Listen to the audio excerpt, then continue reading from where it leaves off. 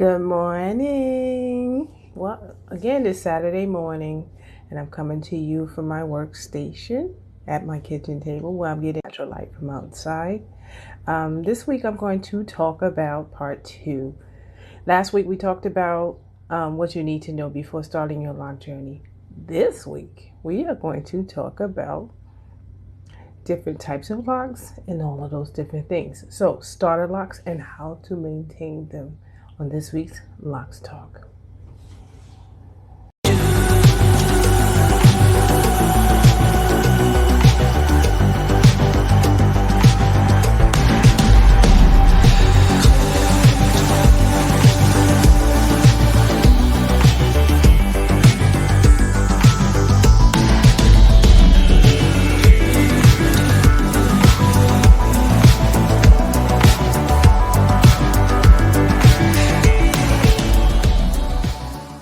Welcome. Come on in, get comfortable, have a seat, sit down, let's talk, okay?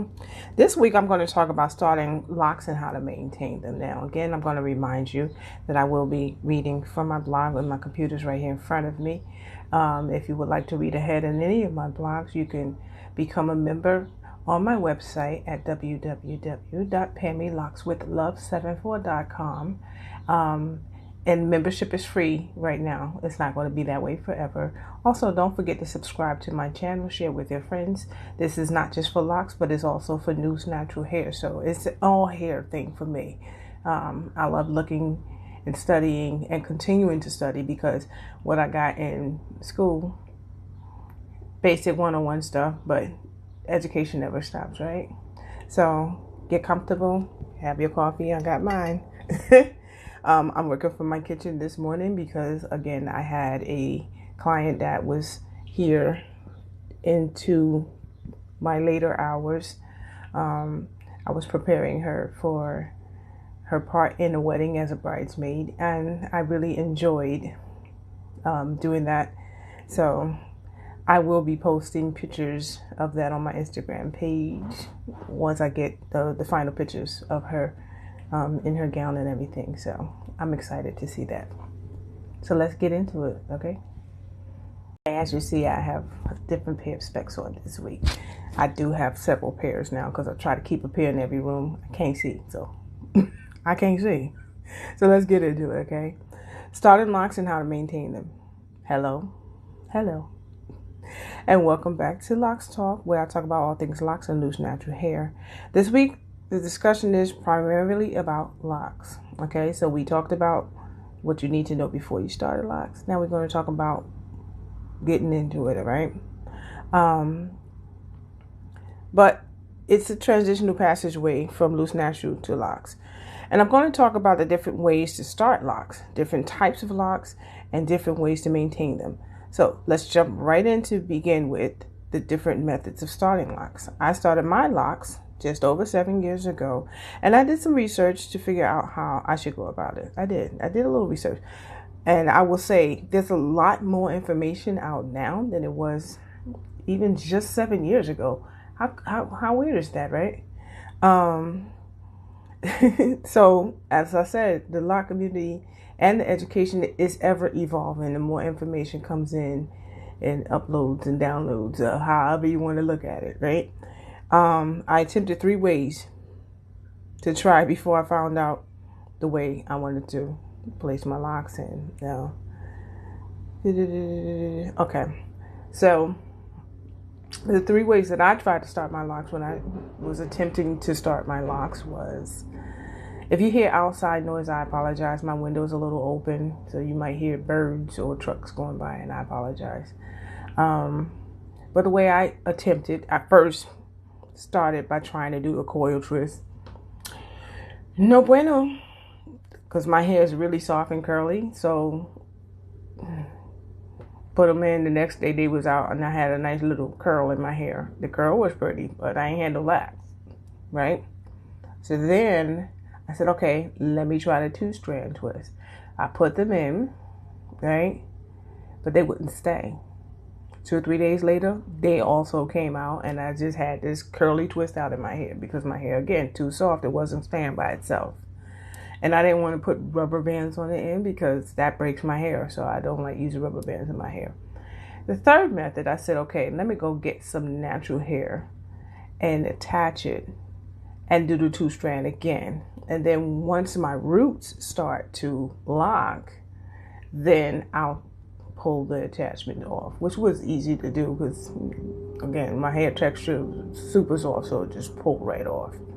So, yeah.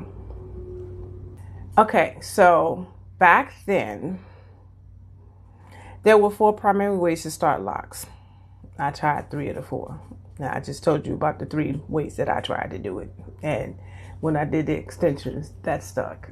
And I'm going to show you pictures of my hair, and you'll see what I mean. How when I started it, I had the extensions on, how my hair looked when I took the extensions off. My hair looked crazy. But my roots were locked.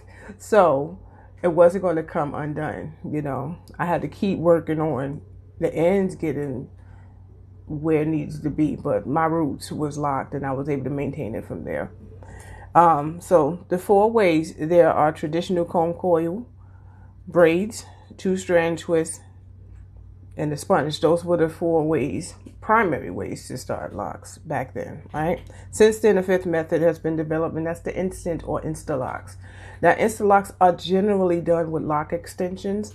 Very rarely do they start them with just their hair, unless there's some length there already. But primarily, Insta-Locs are done with lock extensions, that's becoming a growing business. I personally do not start locks with Insta-Locs or extensions with that, because 1, I don't want to rob you of the journey. Most of my clients, when after having a consultation, it's the journey is the most primary reason for them wanting to start their journey, and that's primarily a relationship that I have with all of my clients. I guide them through their journeys, so I'm not just the hair care person or stylist or maintaining. I help them get through their journey, through each stage. I am a support system for them as well as their maintaining loctician. So that makes any sense. Also, with extensions, I don't generally like to do for 2 reasons. 1, again, I don't want to rob you of the journey. And number 2, extensions, 1, the hair match is it's definitely not 100%. Maintenance is higher because of the differences in the hair texture. Some manufacturers of extensions say that is natural hair, and it's not. So you never know what kind of hair is being added to your hair. And then there's the issue of weight. Sometimes people, they'll get them in and the weight of it will pull and create tension against your hair. And eventually your natural hair and roots starts to thin out because it's trying to hold up this extra weight that doesn't belong there. And also oftentimes, because people are not very well versed on how to maintain and take care of lock extensions, they detach and you have to get them reattached. So it's very expensive to keep up with as well. So I just want to keep that on the table with that. So we're going to continue on in, okay?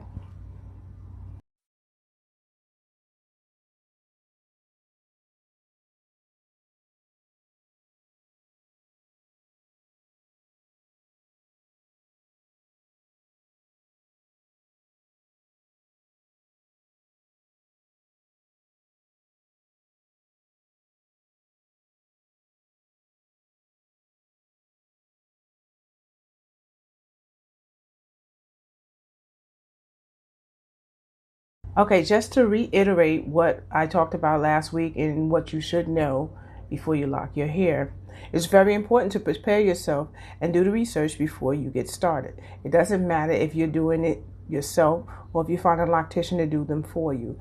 I wrote a blog helping you to do just that, which is what we talked about last week. It is more crucial if you're going to do it yourself to research as much as possible. If you choose to have a loctician, do your research If it is not required for your loctician, request a consultation, because a lot of locticians don't even require a consultation. But if you want to feel more comfortable with who you select, you can request a consultation. Okay?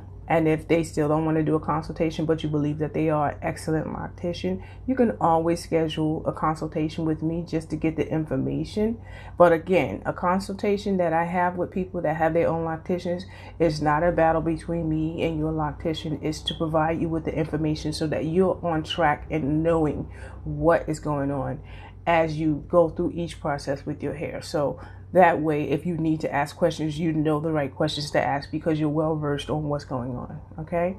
So don't say, well, I did a consultation with Pammy and she said, no, don't do that. Don't do that, because as a loctician, I can't stand when somebody don't come into my chair telling me what another loctician told you, because at the end of the day, I'm well versed and well educated and I know what I am doing. So if you have a question, you can ask a question, but do not start with because somebody else told you X, Y, and Z. I got the same information and education that they did. So ask your concerned questions, but I'm not here to battle against another loctician and vice versa. Okay. So whatever information I provide you, you would never hear me say, well, they told you wrong. And then, well, according to what I learned, this is what That's how it's going to go.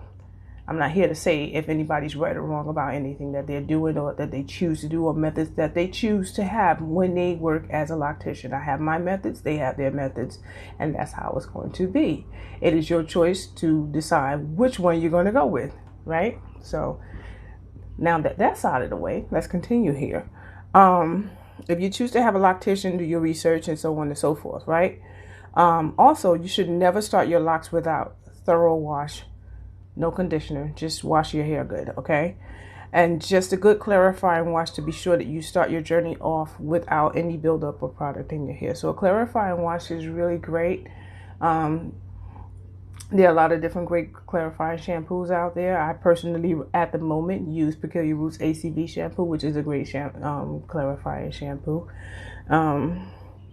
But any clarifying shampoo that is designed to remove buildup or product out of your hair, even a Castile shampoo is great for that. So just make sure that it is a sulfate-free shampoo. You do not want to use sulfate, because not only does it strip oils and stuff like that, but it also strips away the natural oils of your hair. You don't want to do that, because you do not want to start your locks with extremely dry hair that's stripped of all this natural oils and things like that, okay?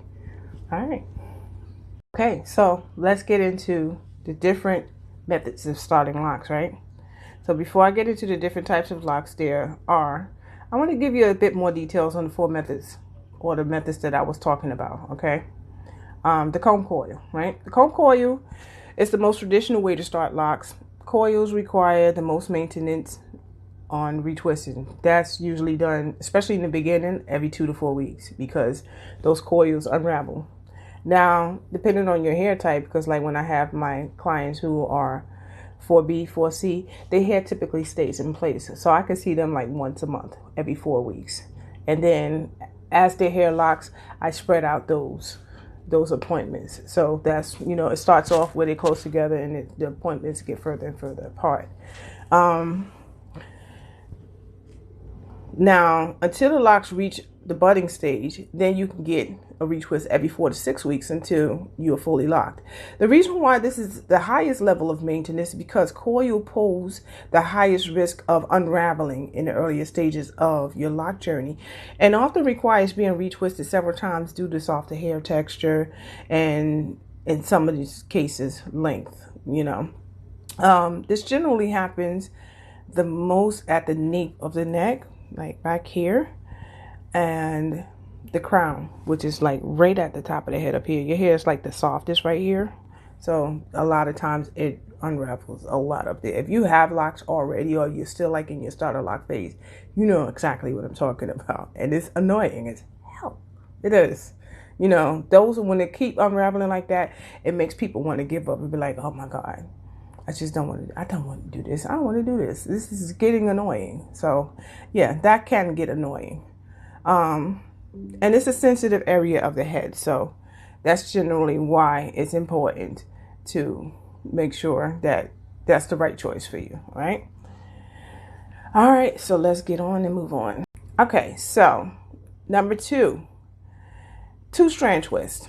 Now, this method has become one of the most popular ways to start locks. It has become extremely popular because, one, is more fashionable. It looks cute, you know.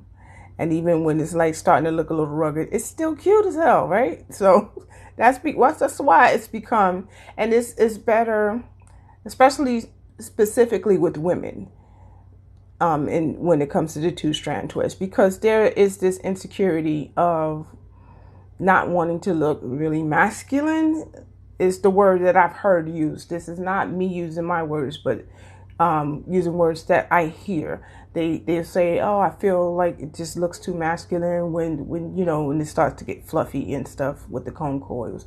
So the two-strand twist still kind of gives them that femininity, so to speak, you know. So with the two-strand twist, like I said, it keeps a high level of neatness and a lower level of frizzy. Now, it's still going to get frizzy, but not as badly as the comb coil would, right?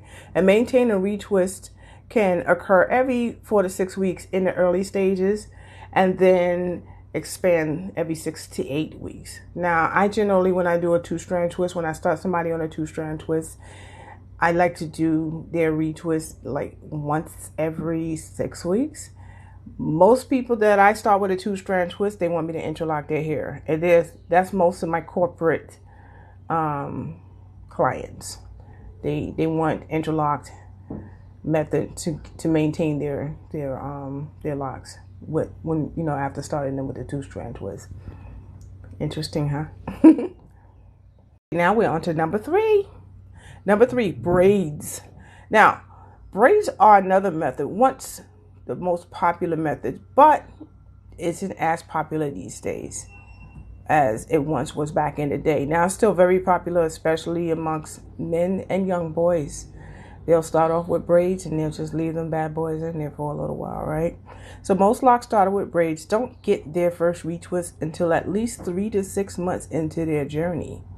Sometimes a year, but minimum 3 to 6 months in, right?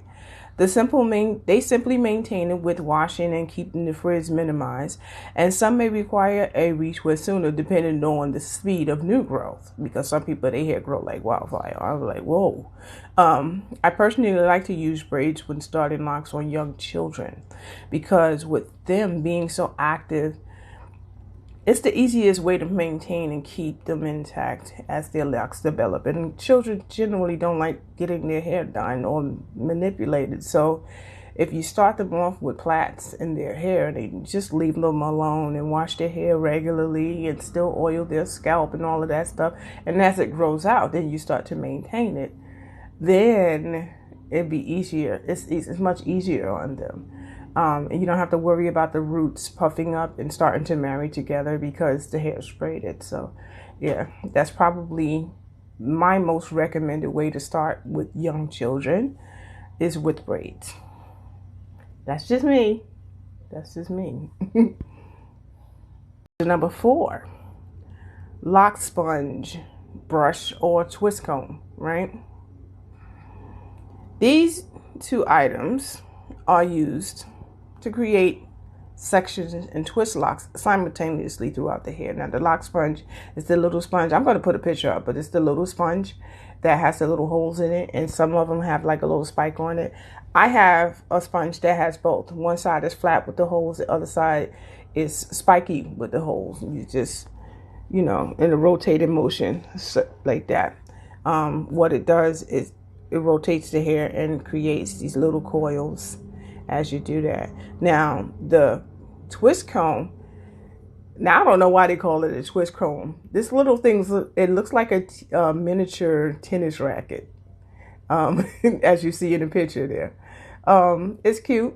It does the same thing. It's actually less effort to use that than with the sponge, and it creates larger size spaces.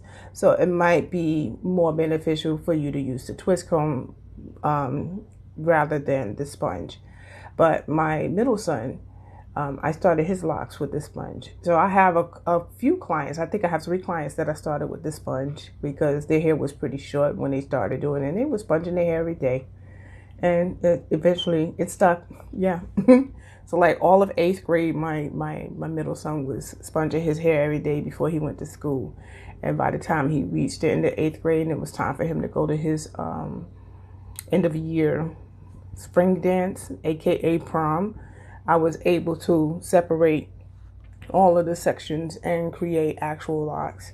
And he wanted me to do interlocking until he saw how flat it was. He was like, no, because he likes his hair like fluffy. So we eventually switched back to just palm rolling and letting it be. No more interlocking. Finally, we're going to talk about the 5th method of starting locks. There's the instant or Insta-Locs. All right. Again, this is more skilled level of starting locks with a trained loctician should do for you. I don't even know if I ever met a person that's done their own Insta-Locs. They may have, I'm not sure.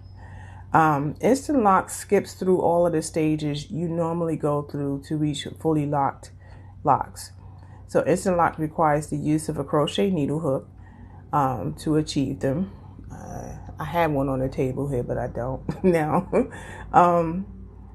So it's a crochet needle hook. I'll put a picture of it up, okay, that you use to achieve them.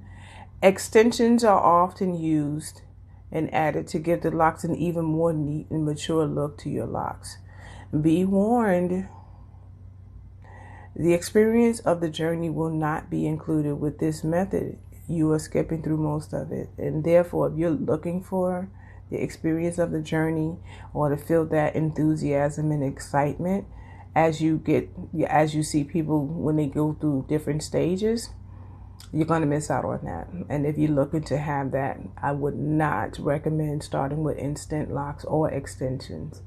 I have had clients who came to me who had a set of locks prior to meeting me that they removed, like not just the extensions, they just combed out all of the locks because they was like, I don't like seeing people get so excited about their lock journeys, and I can't even feel that, and I'm not going to try and fake it. So I want to start over.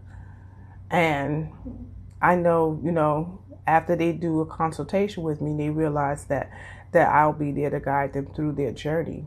We have conversations. You can ask any of my clients. We have so many conversations while they're getting their hair done. Between times, we have connections, friendships, relationships. We, share things, and I appreciate them really opening themselves up and, letting me in. They don't have to do that. It's not a requirement, but it's comforting to be able to have those conversations and those connections with my clients. So, like I said, if you're looking for somebody to be not only your maintainer, but also your support system to help you get through it, hit a sister up. Nah. Okay, so now that we have a better understanding of the different methods of how to start locks, let's get into the different types of locks. First, I'm going to run you through what I have on my list here, and then we're going to skip back and give you a description of what those are. So number 1 is the traditional locks, 2, micro locks, 3, sister locks, 4, freeform locks, 5, semi-freeform locks, and 6, wick locks. So we're going to talk about all of those things. Are you ready? I know I am. First, we're going to start with traditional locks. Rewind. 1, traditional locks. Traditional locks are locks that are started with any of the 5 methods that we mentioned above or before. And the primary way to maintain them is with palm roll or calm coil retwist. However, there are other ways to maintain them as well, but I will focus that a little more on that later on, okay? So primarily traditional locks are maintained with the palm roll. But again, there are other methods. We're going to get more into that a little later, okay? Micro locks. Number 2. Micro locks are a blend of traditional locks and sister locks. It's a blend of traditional locks and sister locks.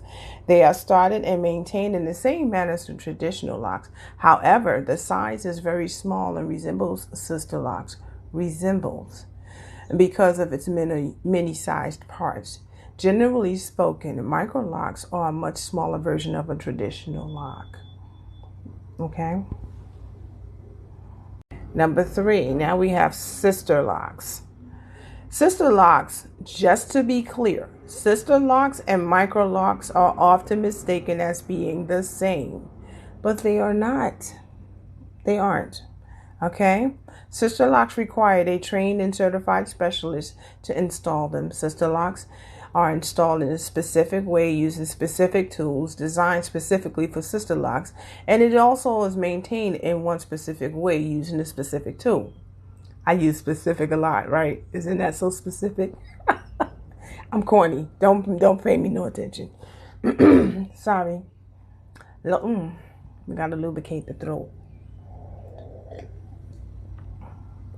Okay, so it's not only the method of installation or the maintenance that makes it sister locks, but it's also the sectioning with extreme symmetrical size and shape. Specified grid patterns is what they call it. That's what makes them so unique and why they are called sister locks. Freeform locks, number 4. Freeform locks are locks that form naturally without any manipulation to the new growth as it grows out. So you generally would start freeform locks the traditional way and simply remove the retwist from the equation of maintenance. So you can start them as traditional locks, whichever way you want it, whichever method you want to use. However, when it's time to retwist, there's no retwist. That element is removed from the maintenance. A prime example of what freeform locks look like are Jay-Z's or The Weeknd. You remember The Weeknd before he cut him off, how his hair was? That's also freeform locks. Or one of my favorite new artists, his name is Bams Kelly. Y'all gotta check him out. He has a channel here on YouTube. I'll put it down in my comments below so you can see it. Yeah, he's a great artist. And my son had the pleasure of doing a collab with him called The Pot of Gold. Great song. He's a great artist. I love his hair. When I first met him a few years back, I was like, this guy is cool as hell. But yeah, freeform locks. Just so it's clear, you are required to wash your hair. You still have to wash your hair. Only thing that's being removed from the maintenance is twisting or retwisting. Everything else is still there. You still got to wash your hair. Wash your hair. Wash your hair. Okay, so washing your hair is still required on a regular basis to avoid dirt and product buildup or bacterium buildup on the scalp that can lead to potential scalp infections. So that's why you really need to still focus on washing your hair when you have freeform locks, okay? The only part that's removed is the retwist, okay? So now we're on number 5. Number five is semi-freeform locks. Now, semi-freeform locks blends traditional locks and the art of freeforming, right? Allowing the locks to form organically, but maintained by keeping a parting system and a very, very light palm roll to help maintain each lock size and shape individually. Now, my son's girlfriend, she's semi-freeform, and I can put a picture of her locks up here somewhere so you can see generally what's done here. So I keep her locks separated. I keep, the parting and stuff like that. And yeah, but it's still semi-freeform. And a lot of times when I do her hair, I don't do a lot of twisting. I do more like a crocheting method of maintaining her locks so that they can still maintain that. I just do a little bit of crocheting just to help keep her locks separated. And minimize twist. You'll see from the little video clip that I put up here. Okay. Now, number 6, wick locks, which is generally more seen than spoken about. So I've been very curious about wig locks for a while. So I've been like trying to keep up with information that's being provided about wig locks. Wig locks are extremely thick locks that are created by sectioning your hair, your afro, into equal large sections and using the crochet needle hook to combine and shape each section into this thick lock. This method is called wicking. That's why it's called wig locks. You may also take previously locked hair and combine the locks together to create wig locks, which is the way this method was first introduced from what I have brought out in research. It was first introduced in South Florida and soon became quite popular, like especially amongst the artists that are rappers and you know, it's cool. It's a cool style. I like it. You know, it's not for everybody, but I'm digging it. I wouldn't wear it, but I dig it. I damn sure dig it. I admire it when I see it. I'm like, oh, that's cool. But other ways wig locks have been created is by removing locks, detoxing them, wicking them together, and then sectioning the new growth and wicking the new growth together with the reattached locks. And finally, reattaching the wicks, you know, the wig locks as extensions to the newly grown hair. This requires a skilled hand and a lot of patience. It takes a long time to complete this process. There's a few people who specialize in wicking locks that I follow and I talk to on a regular basis. One client can be a full day's work, according to them. It depends on how long their hair is. And that's generally, and they said a lot of times clients have to come back for more than one session to complete it. So this is the length of time is very similar to Sister-Locs when you have to come back because you can't do it in one sitting unless you got like 2 people working on your head at the same time. I generally don't like to have more than one person working in my hair. It's an energy thing. So that's just me. It's just me. All right, so let's move on. Okay, so we're moving into maintaining locks. Maintaining locks. There are a number of ways to maintain your locks as it grows.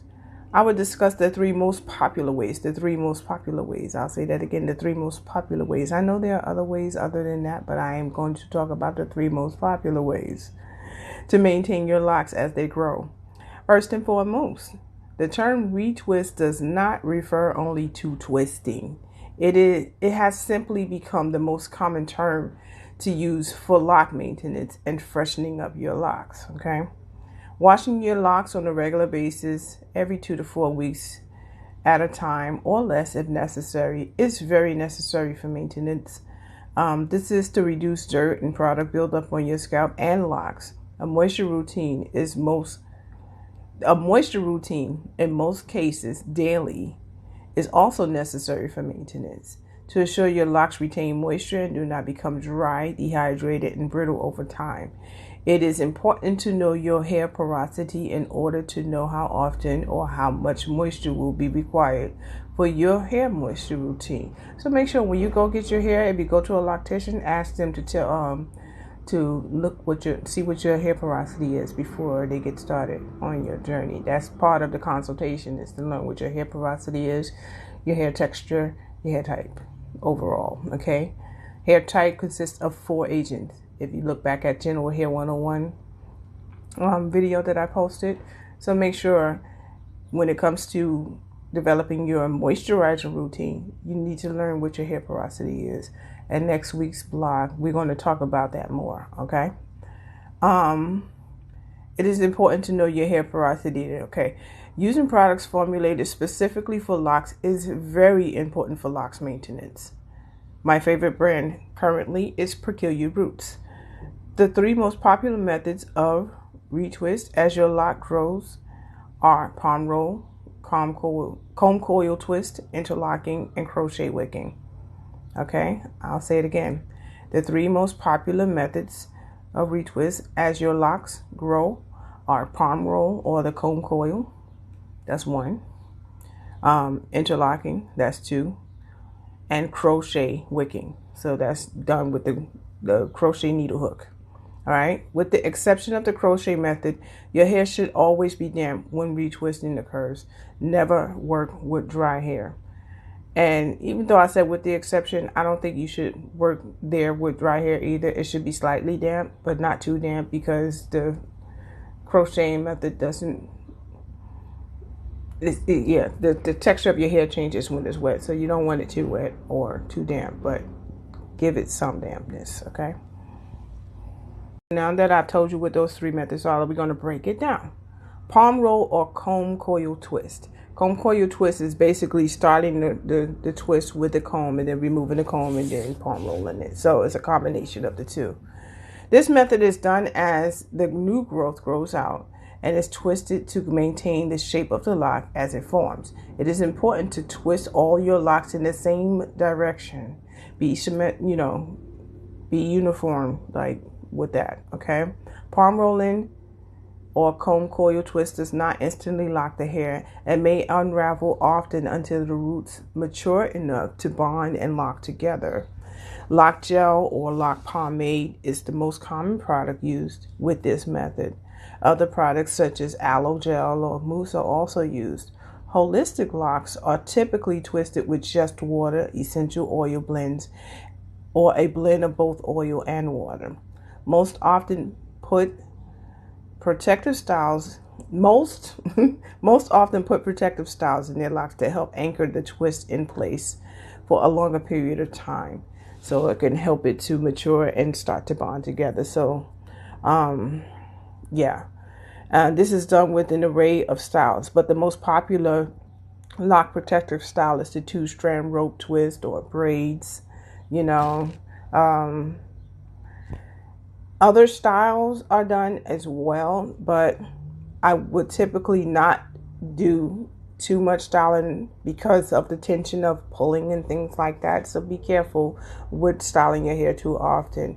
It's great for when you have special occasions, but just still on a general basis, you might want to steer clear of doing too much styling because you don't want the tension and pulling to thin out your roots. You have these thick, beautiful locks, and then it's getting thinner and thinner and thinner and thinner at the root. We don't want that, right? Okay, so now we move on to number 2, interlocking. Interlocking has become a very popular method of maintaining locks. Warning, interlocking should not be done on damaged or breaking hair. Interlocking is the passing of the lock beneath and through the base of the lock to close the gap created by new growth and the lock. So from the root to where the lock, that new growth area that's not locked, that's what it's just to close that gap, okay? It could be done with a latch hook tool or an interlocking tool. I will show pictures of those up here, okay? This is also the method of how sister locks are maintained and how interlocking was actually introduced, brought into the mainstream of maintaining traditional locks. Okay, the sister that created sister locks and using that method became one of the main ways of how to maintain, because they saw how neat and beautiful sister locks were looking by using that method. So they started maintaining and keeping up traditional locks with that same method, interlocking. Okay, this is also the method of how sister locks are maintained, and we're going to move forward with that. I just said that, and maintaining the locks. It is important to know that each pass through should be in a different direction than the last. This is to avoid the creation of holes in the lock. There is the 2-point method, which alternates in 2 directions that intersect, typically in the formation of an X. Next, there's the 3-point method, right to left, and then top to bottom. So it's this way, and then here, and then this way, and then here, okay? So reverse back and forth. This creates a flatter and wider shape to the lock and works best with low density hair. It makes it, so it's not all skinny and stuff, right? And last there is the 4-point method, north, south, east, west. So start from here and go down, and then this way, and then this way, and then this way. So it's like rotating like that. And I don't know if you ever remember the barrel twist. If any of you know what lanyard is, that the plastic thing, and you had to do the barrel twist. It was almost like the square, but it was like the barrel twist. It was almost the same method.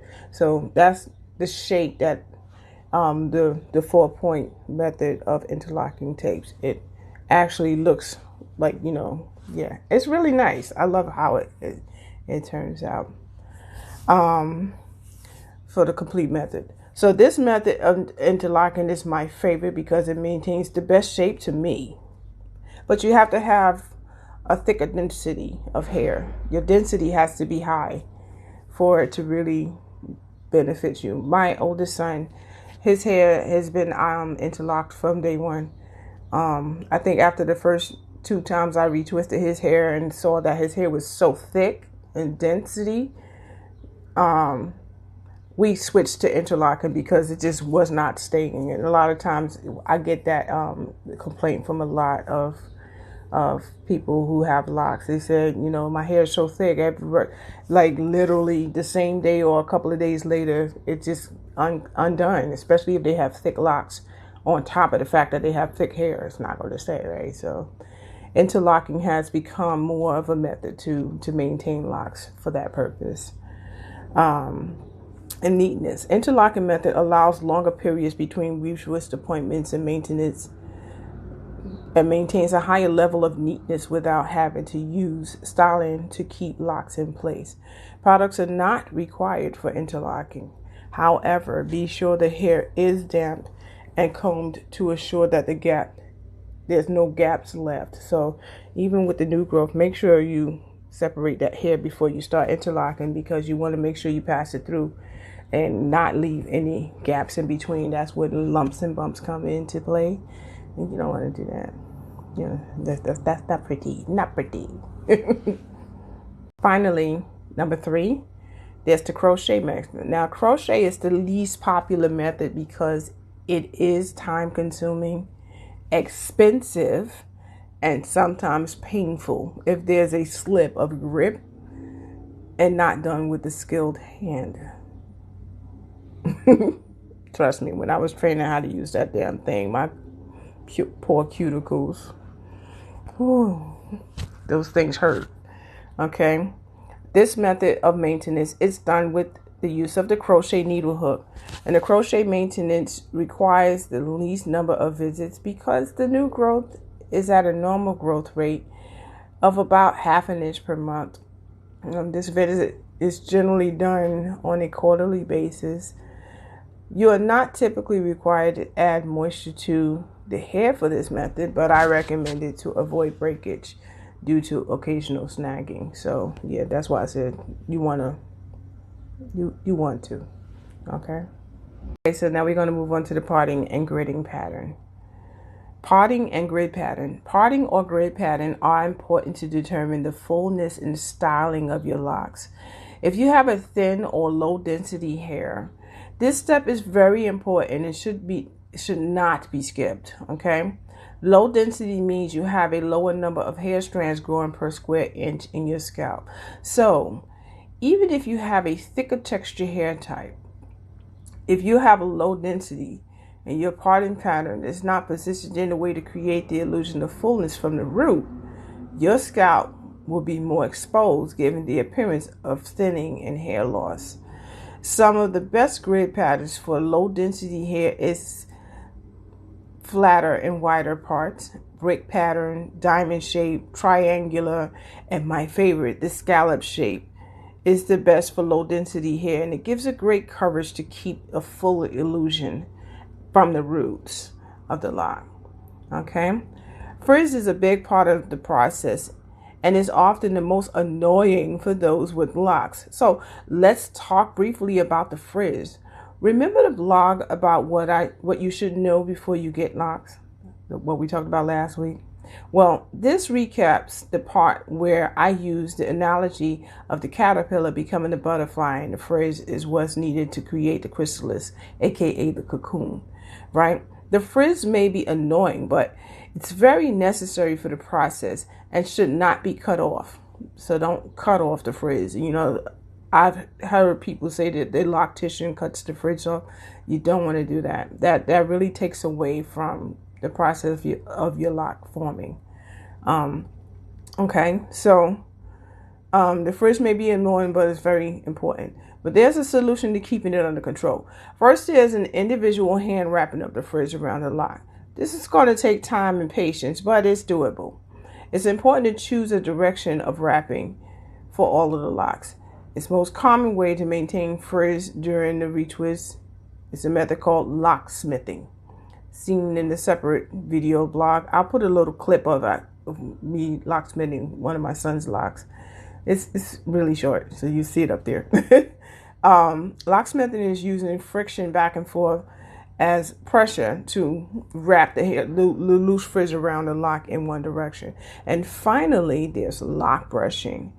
This is excellent for maintaining frizz on fully locked hair in the adult and mature stages of your lock journey. So if you are a starter lock, you don't want to do too much brushing.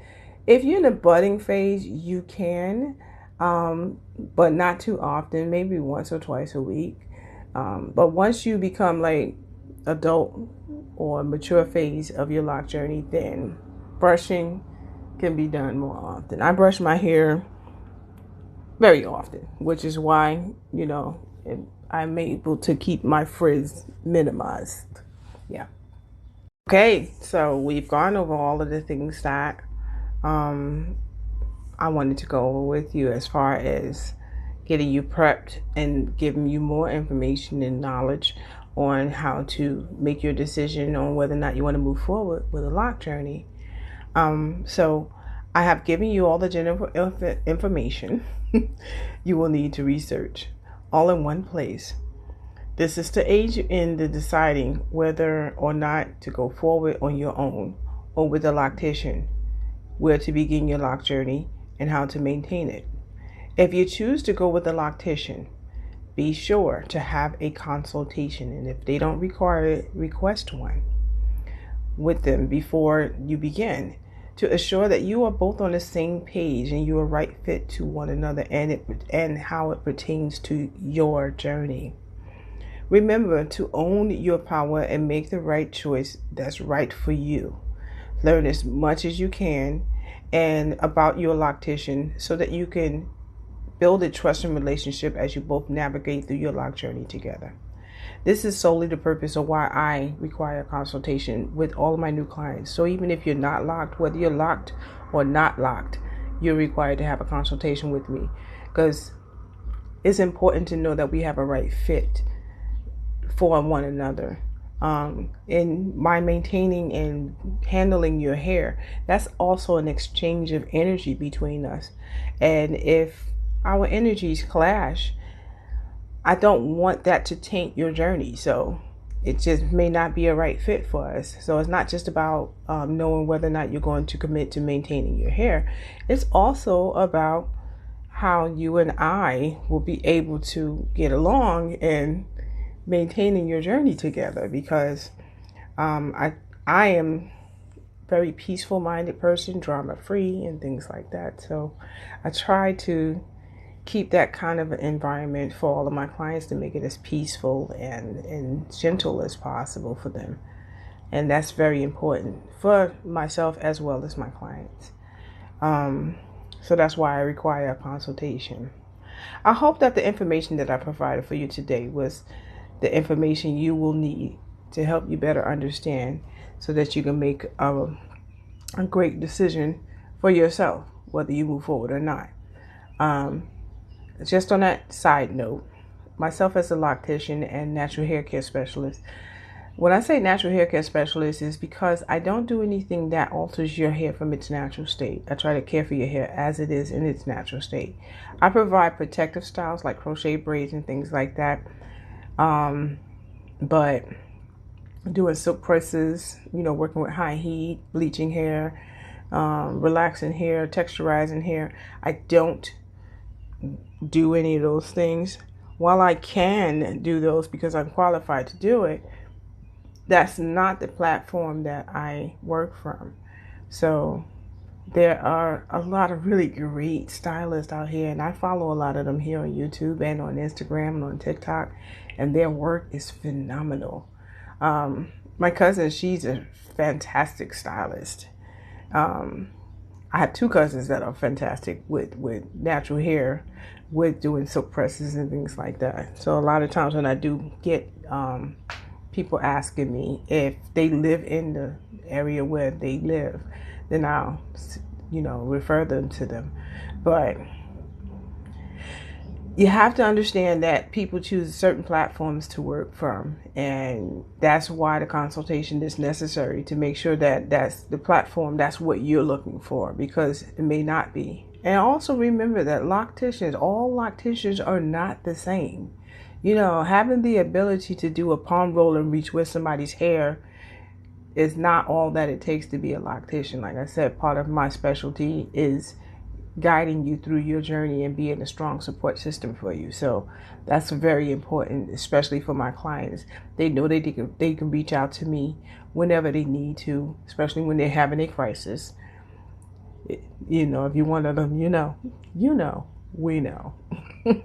But we get through it, and now we can look back on it and laugh at it because, we got through it together, and I'm here to go through your journey with you. So until next week, I wish you a happy and healthy hair journey. From my chair to yours. Bye.